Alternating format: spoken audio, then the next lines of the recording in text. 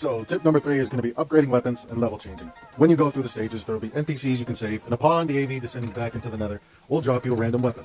And if you happen to save another citizen, sometimes you'll be dropped the same weapon, which will upgrade the weapon you're currently using. So for instance, if you upgrade the shotgun, you'll get more of a pellet spread. If you upgrade your base gun, you'll get ricochet shots. The laser will just fire a continuous beam, and the LMG will get an explosive pellet thrown into its fire pattern.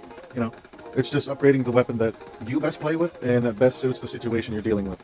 Me personally, I like the LMG and the shotgun for the levels when you're just stuck on the one platform and you're continuously fighting off waves and they're just dropping from helicopters. And I just find those two options the best when it comes to crowd control. That one, and I throw in the laser too, if you want to get into it. Also, just practice changing platform levels. Like for instance, if you need to make a quick drop down to escape, it's a lot easier to shoot above you than it is to shoot below you in this mode.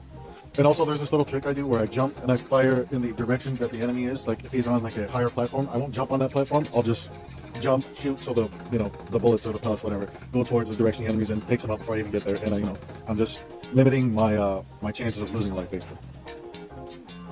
And now we're on to the first boss tip. So for this guy, he's the one that's just gonna, across the sword, he's gonna make these little slashes at you. What you want to do to avoid those, what I find is the easiest to do, is to run from them and then jump over them.